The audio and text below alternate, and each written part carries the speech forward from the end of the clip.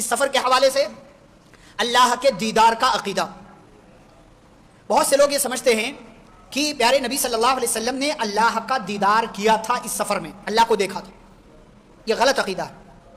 آپ صلی اللہ علیہ وسلم کی پارٹنر، آپ کی رفیق خاص، آپ کے تنہائی کی ساتھی اما عائشہ رضی اللہ تعالیٰ عنہ، آپ کی بیوی، آپ کی چہیتی پیاری بیوی اما عائشہ رضی اللہ تعالیٰ عنہ کہتی ہیں جو اس بات کا عقیدہ رکھے کہ نبی صلی اللہ علیہ وسلم نے اپنے رب کو دیکھا فقد اعظم علی اللہ الفریہ، ایسا بندہ اللہ پر جھوٹی، بہت بڑی جھوٹی بات کرتا ہے. کیوں؟ اس لیے کہ اللہ کہتا ہے سورۃ الانعام میں لا تدرکہ الابصار وہو یدرک الابصار، اس دنیا کی نگاہوں سے اللہ کو دیکھا نہیں جا سکتا، اللہ ساری نگاہوں کو دیکھتا ہے، سب کے بارے میں اسے پتا ہے. نہ موسیٰ علیہ السلام نے دیکھا. موسیٰ علیہ السلام نے ایک بار کہا تھا رب ارنی انظر الیک، اللہ نے جب بلایا کوہ طور پر، طور نامی پہاڑ پر کہ آپ سے کچھ بات کرنا ہے، موسیٰ علیہ السلام پہاڑ پر گئے. جب اللہ سے بات کیا وکلمہ ربہ، رب نے بات کیا موسیٰ علیہ السلام سے، تو موسیٰ علیہ السلام کے من میں شوق پیدا ہوا کہ وہ رب جس کی طرف میں بلا رہا ہوں، جو اکیلا ہے، تنہا ہے، جس کے سوا کوئی سچا معبود نہیں ہے، جس کی توحید کی طرف میں لوگوں کو دعوت دے رہا ہوں، اور جس نے مجھے نبی اور رسول بنایا ہے، وہ رب مجھ سے ڈائریکٹ بات کر رہا ہے. تو من میں شوق پیدا ہوا کہ اس رب کو دیکھنا بھی چاہیے. ہمارے من میں بھی کبھی کبھی شوق آتا ہے، کبھی کبھی ہم اپنے ذہن میں خیال بنانے لگتے اللہ ایسا دکھتا ہوگا. خیال نہیں بنائیے، ایک دن انشاءاللہ دیکھیں گے اللہ کو. موسیٰ علیہ السلام کے من میں شوق پیدا ہوا اور کہہ دیا اللہ سے رب ارنی انظر الیک، میرے رب میں تجھے دیکھنا چاہتا ہوں، اپنا دیدار کروا دے. موسیٰ علیہ السلام سے اللہ نے کہا لن ترانی، موسیٰ مجھے دیکھ نہیں سکتے، لن ترانی، ہرگز نہیں دیکھ سکتے، یہ ناممکن ہے، یہ ناممکن ہے. موسیٰ علیہ السلام کہتے رہے نہیں اللہ مجھے تیرا دیدار کرنا ہے. موسیٰ علیہ السلام سے اللہ کہتا ولکن انظر الی الجبل، موسیٰ ایک شرط ہے. کیا شرط ہے؟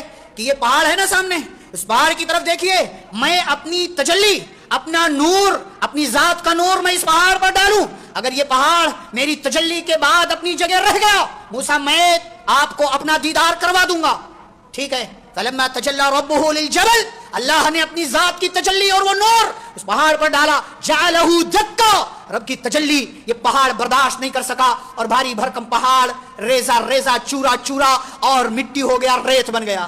وخر موسیٰ صعقا، سبحان اللہ، موسیٰ علیہ السلام بے ہوش ہو کر گر پڑے. فلما افاقا، تھوڑی دیر کے بعد بے ہوشی ختم ہوئی، اٹھے، اللہ سے کہنے لگے سبحانک، اللہ تیری ذات پاک ہے، میں نے غلط کیا تجھ سے یہ فرمائش کر کے، یہ خواہش کر کے، تبت الیک، اللہ میں تیرے سامنے توبہ کرتا ہوں اور میں اس بات کا اقرار کرتا ہوں کہ میں مسلمان ہوں. موسیٰ علیہ السلام نے بھی نہیں دیکھا. اس سفر میں ہمارے پیارے نبی صلی اللہ علیہ وسلم بلا شبہ سب سے اونچا مقام آپ کا ہے، تمام مخلوقات میں سب سے بڑے پیارے نبی صلی اللہ علیہ وسلم ہیں، انبیاء کے سردار ہیں، مخلوقات کے سردار ہیں، سید الانس والجن ہیں، انسانوں کے جناتوں کے سردار ہیں. پیارے نبی صلی اللہ علیہ وسلم خاتم النبیین ہیں، کوئی شک نہیں، کوئی شبہ نہیں ہے. لیکن میرے بھائیو یہ عقیدہ درست کرو کہ پیارے نبی صلی اللہ علیہ وسلم پہنچے رب کے پاس، سامنے آپ کھڑے ہیں، لیکن فکان قاب قوسین او ادنی، بیچ میں آڑ ہے، حجاب ہے، رکاوٹ ہے. رب سے بات ہوئی، ہم کلامی کا شاف ہوا. فاوحى الى عبده ما اوحى، اللہ کو جو بات بتانی تھی پیارے نبی صلی اللہ علیہ وسلم اللہ نے بتا دیا، لیکن اللہ کو پیارے نبی صلی اللہ علیہ وسلم نے دیکھا نہیں.